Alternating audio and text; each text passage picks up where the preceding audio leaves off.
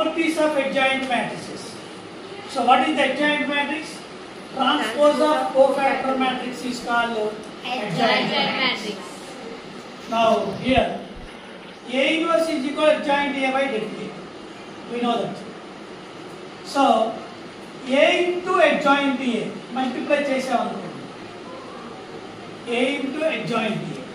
The formula is det A into I. Det A into I. So R adjoint A into A. A into adjoint A or adjoint A into A. That is equal formula is det A into I. Next. So adjoint సంబంధించి adjoint A whole transpose. Adjoint A whole transpose. That is equal to adjoint A transpose. Rendu equal. Adjoint A whole transpose equals to adjoint A transpose. This rendu equal. Next. So adjoint of adjoint A. Adjoint of adjoint A. So that A power m minus 2 into A. Adjoint of adjoint A equal to that A power m minus 1 into A. Here n is order of the matrix. N is order of the matrix. Next.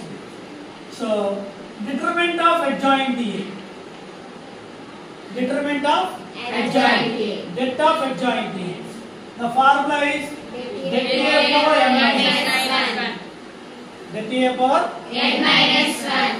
Next, sixth. Determinant of adjoint A. So, okay, adjoint A వచ్చింది ఇక్కడ రెండు వచ్చాయన్నమాట. So, the answer is det A power n minus 1 whole square. Next, seventh. So, determinant of adjoint A. ఎన్నైనా ఇప్పుడు 3. చూడండి 1 2 3 So that is equal to det A power n minus 1 whole cube. ఒకవేళ 4 ఉన్నాయి అనుకోండి det A power n minus 1 whole power 4. So finally determinant of the skew symmetric matrix. So determinant of the skew symmetric matrix. Skew symmetric matrix of odd order. Determinant of the skew symmetric matrix. Skew symmetric matrix det చూడగానే చేయాల్సిన అవసరం లేదు. The answer is 0. Already మనకి ఇంతకుముందు ఎగ్జామ్లో కూడా ఒక bit ఇచ్చేసి ఎలా ఉంది అంటే 0 -2 -3 so 2 0 5 next 3 -5 0. Skew symmetric matrix గుర్తు ఒకటే. Diagonal elements is 0. So what is the determinant? 0. What is the determinant? 0. So 0 -2 so 2 0. What is the determinant? 0. Determinant -4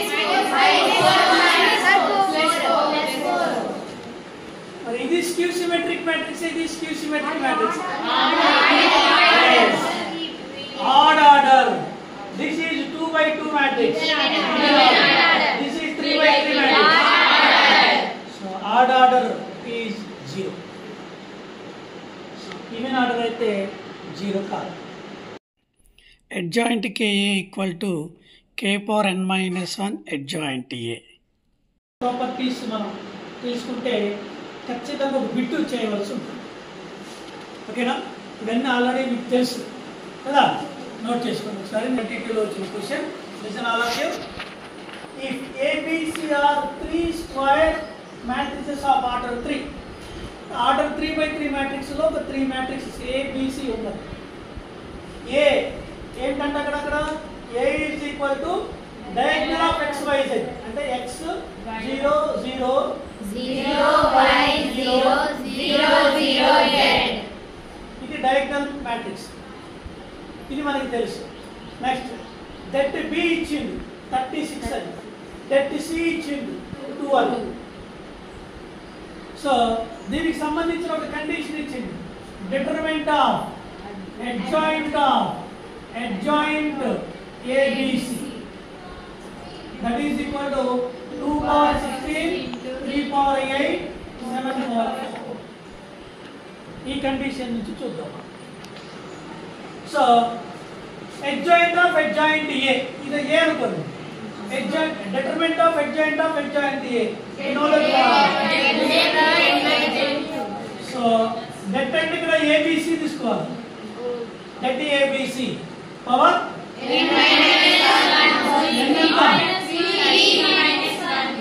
minus 1 whole square that is equal to 2 power 16 3 power 8 7 power 4. 3 minus 1 2 square 4 split change that A power 4 that B power 4 that C power 4 that is equal to 2 power 16 3 power 8 7 power 4. We know that that A దీనికి that ఎంత x y z. If any diagonal matrix determinant is product of the diagonal elements, so x y z whole power 4. that B 36 whole power 4.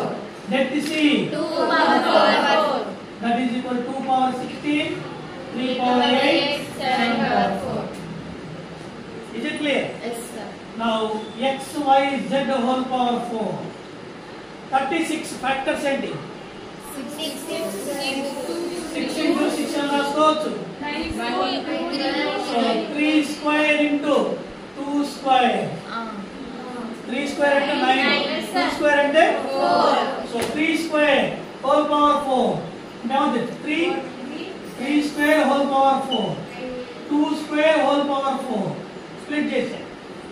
Next 2 power 4. That is equal to 2 power 16. 3 power 8 into 7 power 4.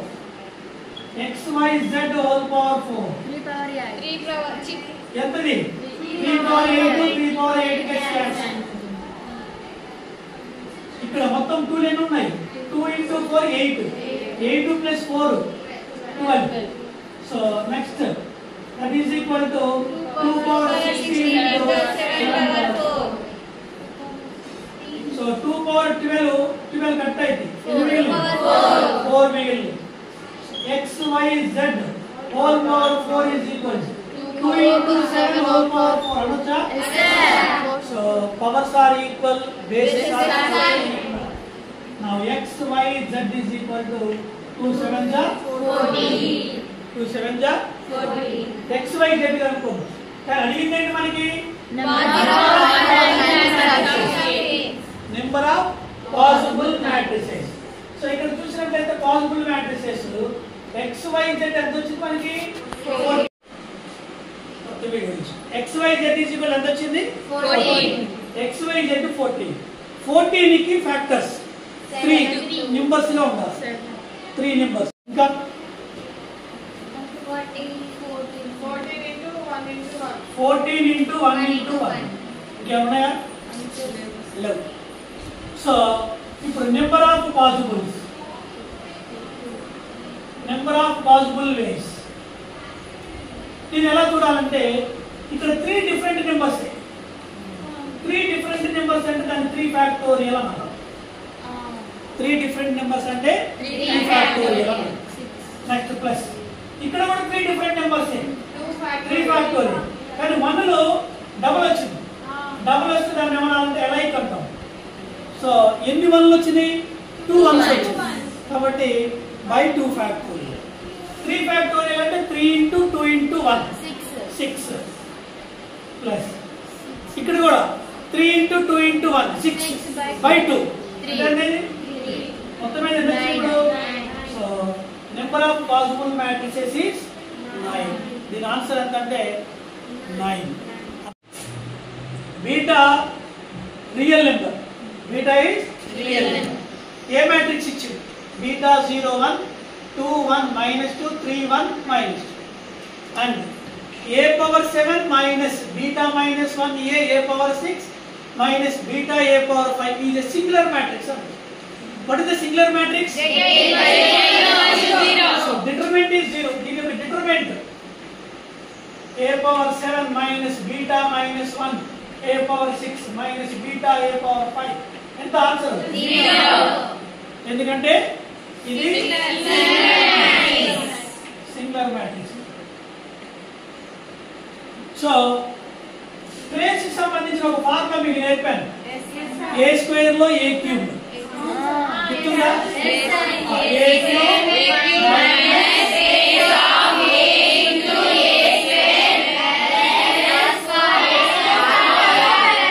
Alpha పేరు పెట్టాను.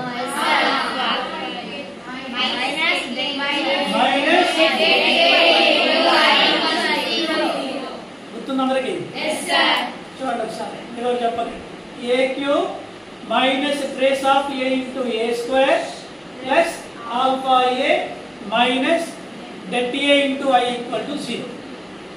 So ఇక్కడ మనకి trace a అనేది తెలుసు మనకి. So దీనికి trace ఎంత అవుతుంది?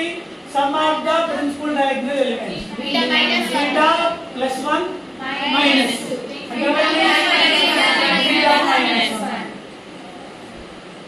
So we know that alpha అంటే సో ప్రిన్సిపల్ డయాగ్నల్ ఎలిమెంట్స్ లో 2 at a time. So beta into 1 beta. So 1 into -2 -2 beta into -2 -2. So ఈ రెండు ఒకసారి తీసుకున్నాను, మళ్ళీ ఈ రెండు ఒకసారి తీసుకున్నాను, ఈ రెండు ఒకసారి తీసుకున్నాను. Next minus కాంజుగేట్స్. సో 1 కి కాంజుగేట్ ఏంటి? 1 into 3 0 కి కాంజుగేట్ ఎంత? 2. సో 0. -2 కి కాంజుగేట్ ఎంత? So this is alpha. Already మనం చెప్పుకున్నాం. సో ఇక్కడ ఏమైంది? Minus beta minus 2 -1 minus 1. అప్పుడు ఎంత అయింది? Minus beta minus 3. క్లియర్? అలానే డెట్ ఇయర్ కూడా చూద్దాం. డెట్ కట్టొచ్చు దీనికి. సో డెట్ కట్ ఏమవుతుంది? Beta into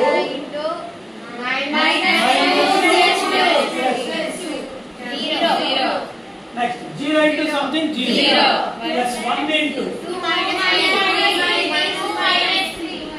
2 minus 3 another minus 1. So determinant is minus 1. ఇప్పుడు సబ్స్టిట్యూట్ చేద్దాం. a క్యూబ్ ట్రేస్ ఆఫ్ ఎంత వచ్చింది? Beta minus 1 a square of ఎంత వచ్చింది? So beta plus 3 minus common తీసాం. Minus into plus minus into a. So next minus det అవుతుంది -1 minus into minus plus 1 is equal to ఏమన్నా అయ్యన్నా. ఇక్కడ a cube ఉంది మనకి ఇచ్చిందంత. దీన్ని a పవర్ 7 చేయాలంటే దేంతో మల్టిప్లై చేయాలి? 4 తో మల్టిప్లై. a పవర్ 4 తో multiply. So multiplying on both sides a power 4 చేయొచ్చు కదా. So a power 4 into a cube beta minus 1 into a square into a power 4 a power 6 minus beta plus 3 into a power 5 plus ఎంత? a power 4i is equal to 0. a power 7 next beta minus 1 a power 6. So a power 5 తో multiply చేయండి. Minus beta a power 5 అంతేనా? Plus minus minus 3 a power 5 plus a power 5. Clear? Now a power 7 minus beta minus 1 a power 6 minus beta into a power 5. ఇంతవరకు మనకి తెలిసింది చూడండి తెలిసింది అది. So మిగతాని easy కొంత అవతల తీసుకెళ్ళాలి.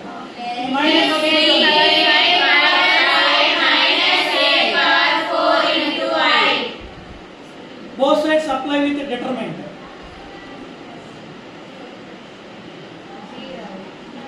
దీని వాల్యూ మనకి తెలిసిపోయింది. సో దాని బదులు 0 ఇవ్వచ్చు. ఇంకేం మిగిలిపోయింది?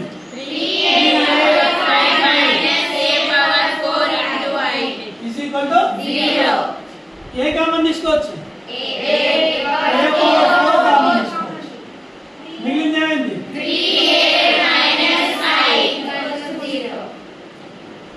ఇది 0 కావాలి లేదా ఇదన్నా 0 కావాలి. దీనివల్ల యూజ్ లేదు మనకి.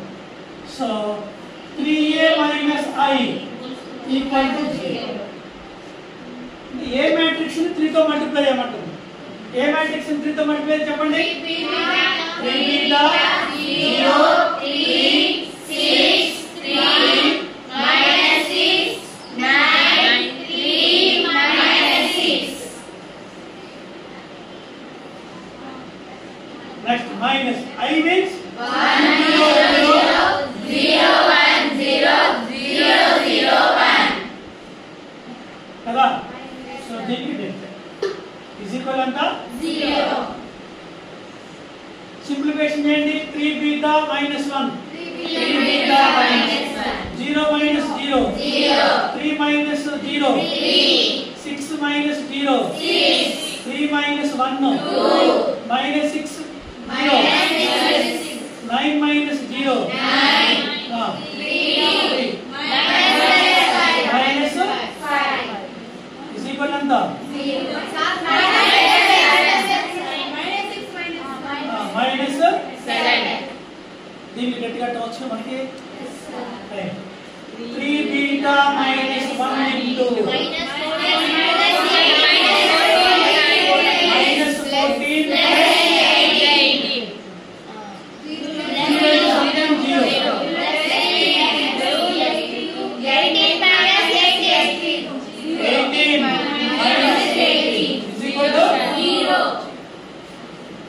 సో ఇది 0 అయిపోయింది. ఇదంతా అయింది 4 into 3 beta minus 1 is equal to 0. Multiply చేయండి. beta is equal to 4 by 3. So 1 by 3. So ఇక్కడ చూడండి beta is equal to 1 by 3 వచ్చింది. ఏం కనుక్కోమంటాడు?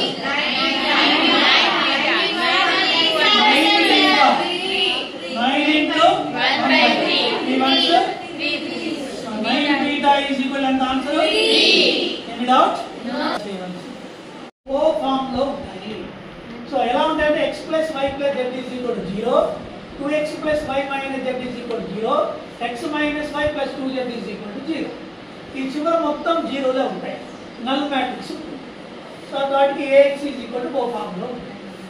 సో దీనికి ఏ మ్యాట్రిక్స్ వచ్చేసి 1 1 1 2 1 minus 1 1 minus 1 not equal to 0 వచ్చింది అనుకోండి, that is non singular matrix అని వచ్చింది. సో ఇదేంటిది?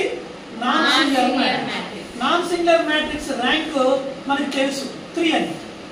నాన్ సింగులర్ మ్యాట్రిక్స్ యొక్క ర్యాంక్ 3 అని తెలుసు. సో అది ట్రివియల్ సొల్యూషన్ అవుతుంది. ఆ సొల్యూషన్ ఏంటంటే x y z z 0. Things equal. ఇక ఒకవేళ డెట్ 0 అయింది అనుకోండి, అప్పుడు ఏం చేయాలంటే అప్పర్ ట్రయాంగులర్ మ్యాట్రిసెస్ తీసుకురావాలి. అంటే ఈ 3 ప్లేసెస్లో 0 తీసుకురావాలి. అప్పుడు ఆటోమేటిక్ ఇది కూడా 0 అయిపోయింది. ఎందుకంటే డెట్ 0 కాబట్టి. ఇందులో x లేదు, y లేదు, z లేదు.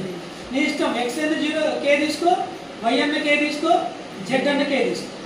సో x ని k లో రాయాలి, y ని k లో రాయాలి, z ని k లో రాయాలి. అలా రాస్తే దాన్ని ఏమంటామంటే ఇన్ఫినిటీ మెనీ సొల్యూషన్ ఏమంటాం. సో క్వశ్చన్ ఎలా ఇచ్చి సో ఇన్ఫినిటీ మెనీ సొల్యూషనా, నాన్ ట్రివియల్ సొల్యూషనా, ట్రివియల్ సొల్యూషనా, ట్రివియల్ సొల్యూషన్ అయితే సొల్యూషన్ ఏంటి అని అడిగే ఛాన్స్ దీంట్లో. So this is the homogeneous equation. ఒకవేళ ఇక్కడ జీరోలు కాకుండా నెంబర్స్ ఇచ్చాను అనుకోండి, దాన్ని ఏమంటాం non homogeneous. Non homogeneous equation లో క్రామర్ రూల్ అనేది చాలా ఇంపార్టెంట్. సో క్రామర్ రూల్ ఎలా ఉంటుంది అంటే ax b ఫామ్ లో ఉంటుంది. ax b, a coefficient matrix, x variable matrix, b constant matrix. ఇక్కడ కాన్స్టెంట్ మ్యాట్రిక్స్. సో ఇక్కడ మనం d అన్న డెల్టా అన్న ఒకటే. డెల్టా అంటే డెట్ a అన్నమాట. డెల్టా అంటే డెట్ a. సో డెట్ అనేది 0 కావచ్చు, 0 కాకపోవచ్చు. రెండు కేసులే ఉంటాయి. 0 అయితే ఏంటి, 0 కాకపోతే.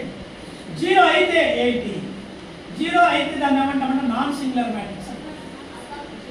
0 కాకపోతే ఏమంటాం నాన్ సింగులర్ మ్యాట్రిక్స్. ఇక్కడ 0 కాలేదు కాబట్టి దీన్ని ఏమన్నాం నాన్ సింగులర్ మ్యాట్రిక్స్. మళ్ళీ ఇక్కడ మనకి డెల్టా 1, డెల్టా 2, డెల్టా 3 మ్యాట్రిక్స్ తెలుసు మనకి.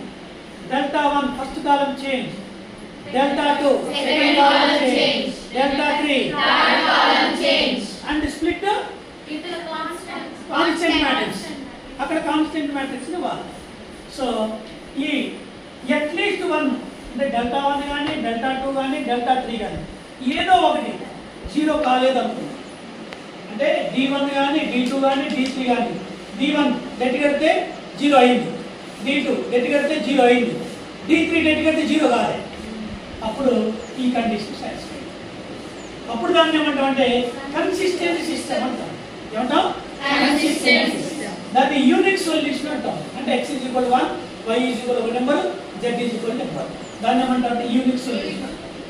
ఇది non zero trivial solution. Non zero trivial solution. ఒకవేళ నాన్ సింగులర్ మ్యాట్రిక్స్ అయ్యి డెల్టా 1 0 అయ్యి, డెల్టా 2 0 అయ్యి, డెల్టా 3 కూడా 0 అయింది అనుకోండి, అప్పుడు ఏంటంటే ఇది కూడా కన్సిస్టెంట్ సిస్టమ్ అవుతుంది. కాకపోతే ట్రివియల్ సొల్యూషన్ ఏమవుతుంది, ఇది నాన్ సింగులర్ మ్యాట్రిక్స్. ఇప్పుడు సింగులర్ మ్యాట్రిక్స్ లోకి వెళ్ళిపోతాం. Delta 0, det a 0 singular matrix.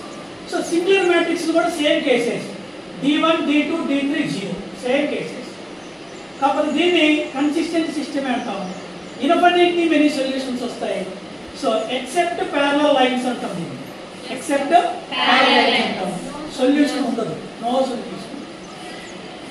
ఇక్కడ ఏదైనా ఒకటి డెల్టా 1 కానీ, డెల్టా 2 కానీ, డెల్టా 3 కానీ ఒకటి ఏదన్నా నాన్ సింగులర్ మ్యాట్రిక్స్ అయితే ఇన్కన్సిస్టెంట్ సిస్టమ్ అంటాం. ఇన్కన్సిస్టెంట్ సిస్టానికి సొల్యూషన్ ఉండదు, సొల్యూషన్ ఉండదు. సో కాబట్టి ఇక్కడ మనం కన్సిస్టెంట్ ఇన్కన్సిస్టెంట్ లో కేసెస్ ఏం చెప్తామంటే ర్యాంక్ ఏ అనేది ర్యాంక్ ఏడీకి ఈక్వల్ అయ్యి 3 అయితే దాన్ని ఏమంటామంటే కన్సిస్టెంట్ సిస్టమ్ అంటాం. కన్సిస్టెంట్ సిస్టమ్ అంటాం. దీన్ని యూనిక్ సొల్యూషన్, యూనిక్ సొల్యూషన్. సెకండ్ది rank of A equal to rank of AD అంటే 2 2 1 1 అలా అయితే దీన్ని కూడా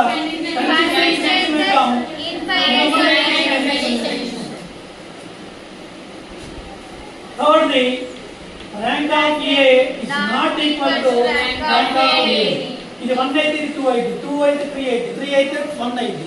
సో అట్లా రెండు ఈక్వల్ గా ఉండవు. దాన్ని ఏమంటాం అంటే ఇన్కన్సిస్టెంట్ సిస్టమ్ అంటాం. సో నో సొల్యూషన్ ఏమంటాం, నో సొల్యూషన్. అయితే మనకి ఎగ్జాంపుల్ ఏమి ఇస్తారంటే ఒక లీనియర్ ఈక్వేషన్ ఇస్తారు. ఇక్కడ ఎలా x + y + z = 1. So 2x + y - z = 6. So x - y - z = 3. ఇలా ఒక క్వశ్చన్ ఇస్తారు.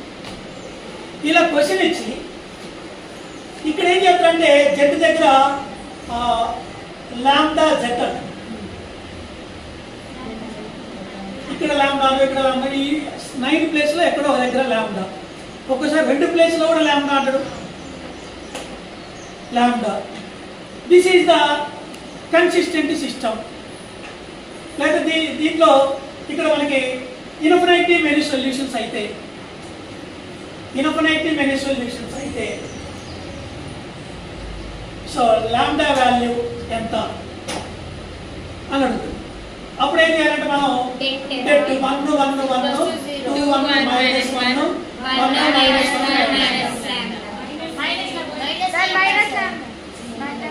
సో ఇలా డెట్ ఫైండ్ అవుట్ చేసుకుంటాం. అక్కడ హోమోజీనియస్ నాన్ హోమోజీనియస్ సంబంధించిన ఏదైనా సరే ఇలా ఈక్వేషన్స్ ఇచ్చినప్పుడు డెట్ కట్టండి. నో సొల్యూషన్ అన్నప్పుడు మాత్రం గుర్తుపెట్టుకోండి, నాట్ ఈక్వల్. ఇక్కడ సొల్యూషన్ యూనిక్ సొల్యూషన్ అంటే డెట్ 0 కాకూడదు.